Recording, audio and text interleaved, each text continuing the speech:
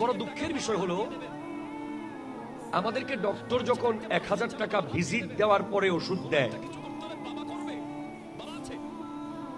এক সপ্তাহ আগে সিরিয়াল নিতে হয়, তাও ফজরের নামাজের আগে ফোন করতে হয়। অনেক সময় কনকনে শীতে অনেক ডাক্তারের সিরিয়ালের জন্য মানুষ রাস্তায় রাত কাটায়। ডাক্তার যত বড়, সিরিয়াল পাওয়া তত কঠিন।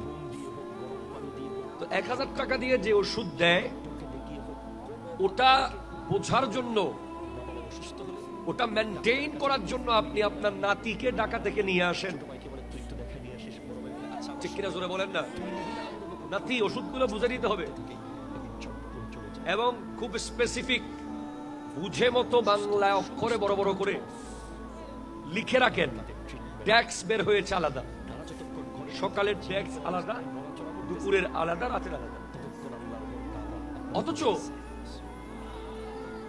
যেটা তিবিয়ান লিকুল্লি শাই, সমস্ত রোগের ওষুধ যে কোরআনে আছে, ওটা যদি টাকা দিয়ে নিতে হতো, ধরেন 30 পারার জন্য 30 লাখ টাকা দিতে হবে।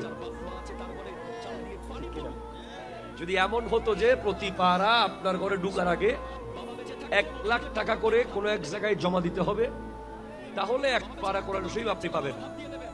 এরকম 30 পারার জন্য যদি 30 লাখ টাকা, 30 লাখ টাকা দিয়ে তো মূল্য হবে না।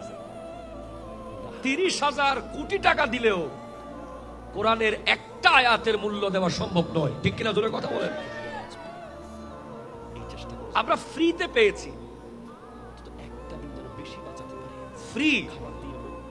অনেকের ঘরে এমন কোরআন শরীফ আছে যে উনি টাকা দিয়ে কিনে নাই, কেউ গিফট দিছে।